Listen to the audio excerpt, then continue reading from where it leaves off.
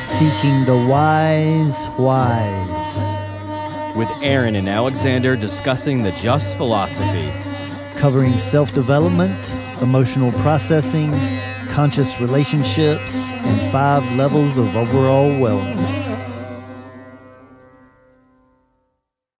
Are you satisfied with your life? Do you often feel like life is unfair and you don't get what you feel like you deserve? These are the questions that I want to know about, Alexander, on today's episode of the Wise podcast. Yeah, it's going to be an interesting topic, and want to welcome everyone. So glad to be here. So this topic came to me recently. I feel like some of the newer energy, the newer generations coming in are looking at what the older generations have kind of left to them, and they're starting to look at the way life has been lived by these generations in a different way, and looking at the unfairness of things, and even looking at it from a perspective of they want to live contently or maybe happiness. But there's another side of this that I've been seeing. And of course, as I'm hearing these interviews or these different little snippets of videos, I'm constantly running through the Just philosophies, seeing where they may be missing some perspectives there. And we are starting to attract a younger crowd into the podcast. So I feel like this might be a good topic to talk about, and not, poke them with sticks, but to shine the light on some aspects that go along with these sort of dissections of how the world has been the last 50 years. Yeah, and I think this is going to revolve a little bit around the term preference that is very prominent in this philosophy and in the podcast. And again, the philosophy suggests to be able to set our preferences to the side. And again, this doesn't mean we don't have preferences, but it means that we practice the ability to set it to the side, because the point is, when we do have those preferences, we're jading the way that we're seeing it. So the purpose of being able to set the preference aside is to be able to see things more clearly. And so it seems in these younger cultures, or in these younger generations, that there's a question about how much they're willing to invest to get what they're interested in having. Older generations have done it to an extreme, to where the common work week for many people is over 40 to 60 hours a week. And so we have to be careful as we change. Many times it goes from one extreme to another. And I think that's what we're seeing in the generational gaps here, is that the sweet spot is somewhere in the middle still, but we've got people that have overworked for a long time, and now their kids or grandkids are seeing that that's not the direction that they want to go. But at the same time, they feel more deserving, or equally as deserving, that they should have all of the comforts and the luxuries that people that work a lot have. So I think it just creates a challenge, no matter what position you come from, because the peacefulness is found in that ability to be able to set your preference aside and maybe use systems like we promote in the philosophy of the destiny card system and the human design, to understand your divine makeup and how you fit into this world, so to say, instead of just the way that you have your preferences in directions that you want to go. So that is just what really helped me along my path. I had my drives and my goals in life, and I pursued those, and I conquered a lot of them, but I noticed that I wasn't getting as fulfilled as I was really looking to. And for me personally, it was a quest to fit in the way I was divinely meant to be here, around my soul's purpose, to be much more fulfilling than chasing what I thought that I wanted to create. And I think you've got some stories in your own experience of similar. I do like the term purpose. I think that's a good one. We can get into that a little bit later, but I do agree with you that a lot of it comes from looking at past generations and how hard they worked, and realizing that they worked so hard and they never got to enjoy what they worked hard for, because they're just always working. And you can even look at their relationships. Their relationships suffered because they didn't put the time into having relationships with their kids, because they were always working. And we can look at the nuclear family. And so the man always worked, the woman was home, and she had a relationship with the kids, but he may not have in most instances. So I can even see this inside of me. I'm kind of like the gap between the older generations and the newer generations who are really looking at how things have been the last 50 to 100 years. And so I can see myself also analyzing these situations and saying, well, that's not how I want to live. But then I can see the younger generations and what they're saying, and I do agree with you. It is almost two different extremes, to the point where it feels like they don't want to work at all because they're questioning life. Like, what is the meaning of life?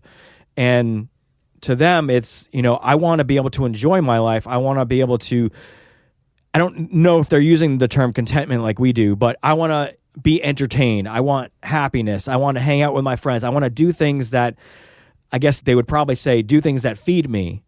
And the older generations knew that they had to work hard to put their families in a situation where hopefully their offspring would be able to enjoy their lives more. So in a way, they kind of set up the younger generations for that, because I guess that's why they kept telling themselves that they're working hard for.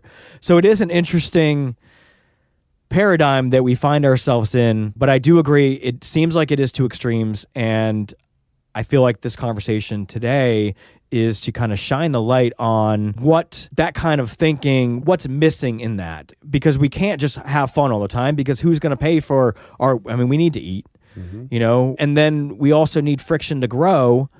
And so I'll stop right there, because I have more, I can just keep going with questions, and this can be more on the philosophical side, but I'd like to know what you have to say about that. Yeah, when we bring in the element of subtle energy into this, to see that the amount of effort that you put into experiencing something is very important to the amount or level that you're able to share wisdom. And there's a difference between wisdom and information. Many people share information all the time, but there's very few that actually share wisdom, because what separates that is wisdom accounts for the time put in. So is you take an understanding of something technical and then you put it into practice over many, many years. And you're going to find many different ways to fail, many different ways to approach it. And at that point, when you share the so-called information, there's a vibration behind it as well. And this happens quite often in raising children, that the parents are yelling at their kids constantly and saying, why do I have to keep telling you this? And many times what the parent is trying to correct the child at or around, the parent hasn't learned their lesson in that themselves. For instance, say a 8-year-old daughter is coming home from school and her feelings are hurt because somebody called her a name. Then many times the parent will just say, well, don't let what that person says bother you. But then they'll go get on a phone call with one of their friends and get all upset over something that they say.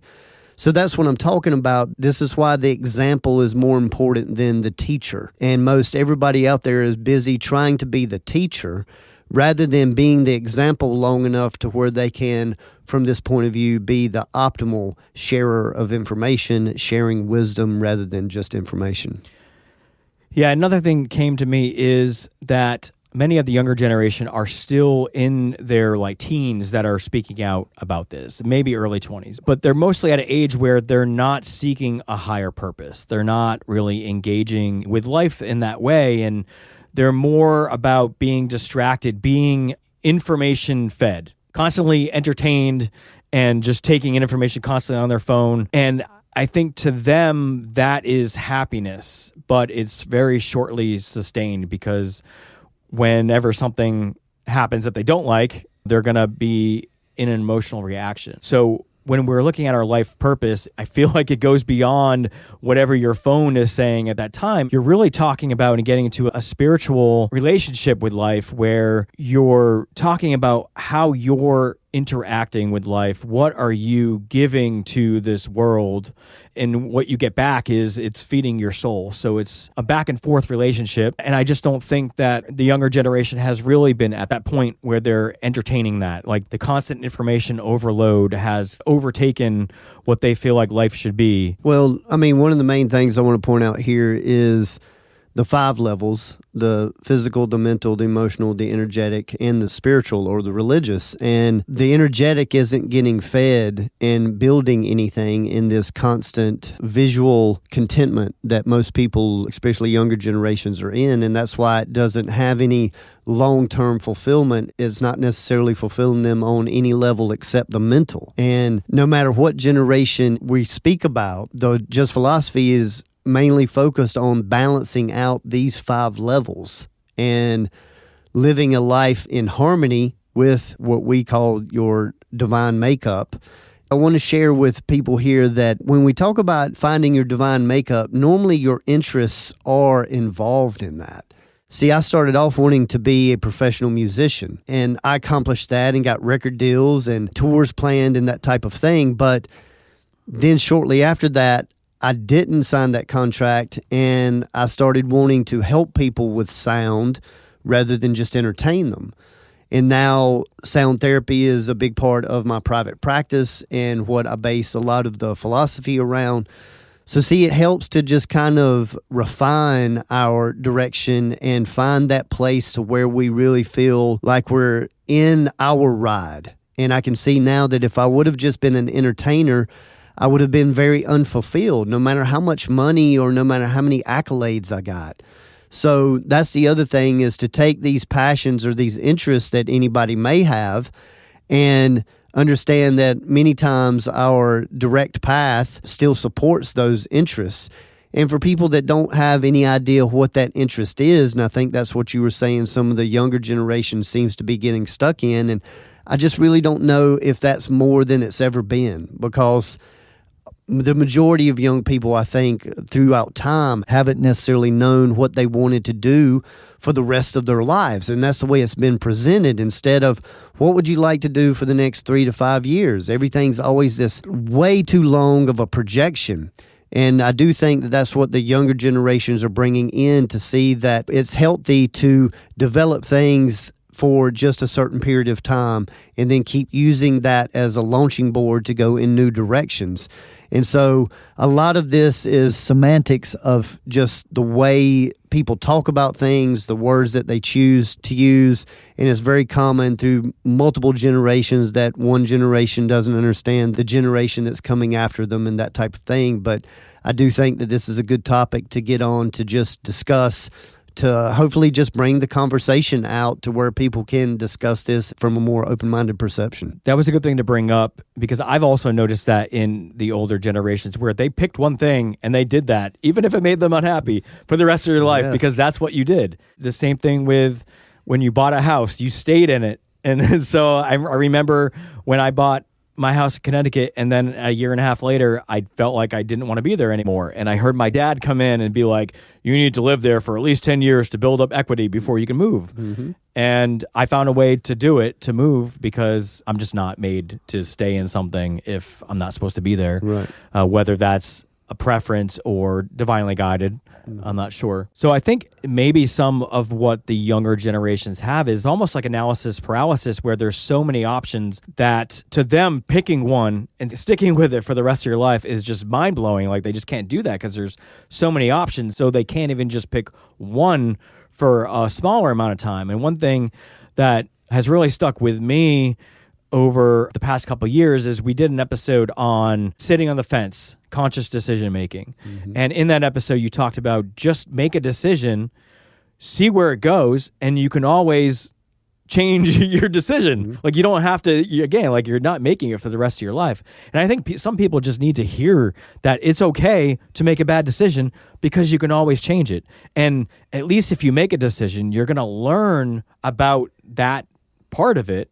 And then you can make a more conscious decision based on that instead of sitting on the fence and always wondering. Yeah, and there's always going to be plenty of decisions that we feel like are made for us. There's still other opportunities in life where it feels like things are forced on us, and whether that's pregnancy or the death of someone or the loss of a job, there's many different levels of decisions that we're discussing here.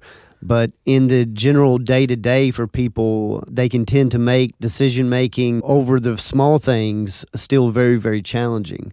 Certain designs like the manifesting generators in the human design, they are designed to just stick their toe in and try things. And so it's very hard to suggest a manifesting generator to invest 4 to 6 years in schooling to learn to do something if they hadn't had a little bit of experience of doing that. So the way our school systems are set up, it's very challenging for this way that we're speaking of, for it to be an experimentation, for people to be able to explore different types of work or fields before investing so much time and money. But that is what I suggest on a private level with my clientele quite often, is find a way to experience what you think that you want to do, and maybe shadow somebody to see if the actual day-to-day of it is different than the concept of it.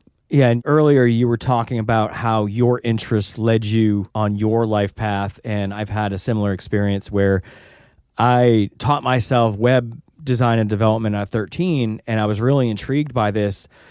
But then through all of my creative pursuits, I was able to, through the 3 questions for knowing the authentic self, which we have an episode that is freely available for everybody out there, I was able to look at the common thread through all of the things that I enjoy doing. And maybe this is something that other people will enjoy doing as well. But I realized that it wasn't about coding. It wasn't about math. It wasn't about being on a computer. It was really about creating experiences for people. Because everything I've enjoyed, I have a career in web design development. I've created a professional wiffle ball league back in the day.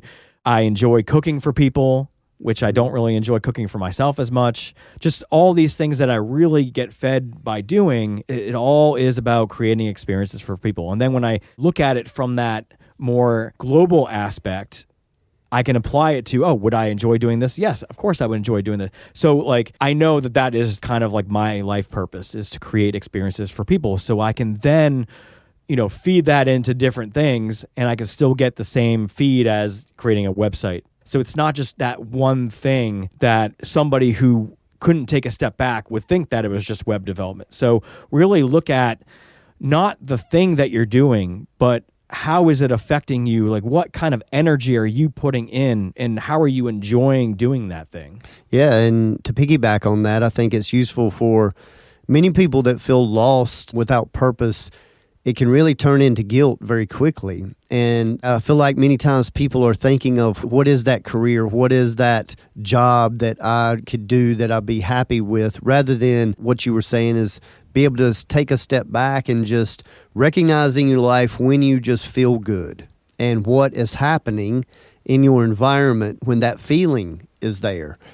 And look at it from a little bit more of an abstract view, that truly what just brings joy and contentment, and then how could that be painted in this world out here? Just like with mine being music and being a musician for many years and entertaining people, there's so many different things to do with sound and music, and I've explored so many of them in the last 20 years, and I'll continue to explore those. But I never see it as limited as just being a musician or just playing in a band or something like that. The dimensions can just go deeper and deeper dimensionally when you stop looking at it so rigidly.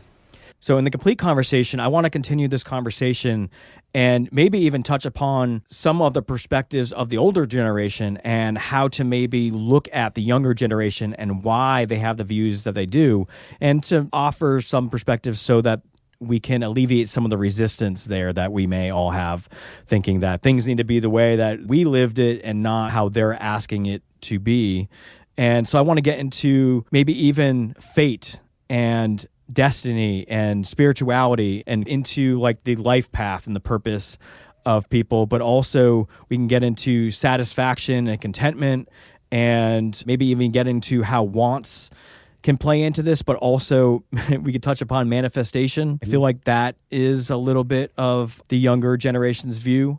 and maybe talk more about wisdom and time and generational trauma and how these views could have been because of the way that the many generations in the last 2 or 3 have been raised, and with the overall global deficit of attention has led to these sort of views. So I think it's going to be a smorgasbord, hopefully I said that right, of information for both the young and the older alike in the complete conversation. So looking forward to continuing this conversation with Alexander. In this journey.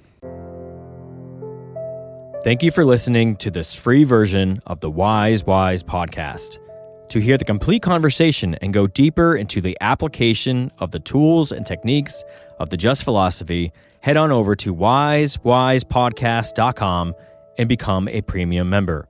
You'll get to hear all of our complete conversations, including the complete episodes of our Inward Journey story series and our entire back catalog, and continue your self-development journey with us. We honor your dedication to self-growth, overall wellness, and continuing to ask the wise whys. And remember, gradual changes over long periods of time equals lasting results. Continue on your self-growth journey by visiting thejustphilosophy.com, where you are able to connect personally by booking a private consultation with Alexander in person, by phone, or Zoom. Uncover your authentic self more easily with a human design or destiny card consultation. Here you will gain information about your energetic makeup, personality, and your higher self, as well as navigating your way through your relationships. There are also multiple types of reports available for purchase that help you gain insight into your career, relationships, and opportunities for self-growth. The site also allows you to view a calendar of Alexander's live performances and class schedule, peruse other products such as shirts, CDs, and finally, the revolutionary VibroTune vibrational sound therapy tables. These contoured therapy tables allow you to bathe in a vibrational sonic bath of frequencies, bringing you into alignment on all levels. You will be feeling and hearing calming music synced through vibration and frequency. So again, you can grab all this goodness at thejustphilosophy.com, thejustphilosophy.com. The Just Philosophy, as discussed in this podcast, has been developed by Alexander over the last 25 years in his personal studies, private practice, and professional environment. The information discussed is intended for educational purposes only and is not meant as a replacement for conventional medicine. Just remember, knowledge plus experience equals wisdom. Seek the wise. We want to thank you for working on you. Keep shining your light and refining your vibe.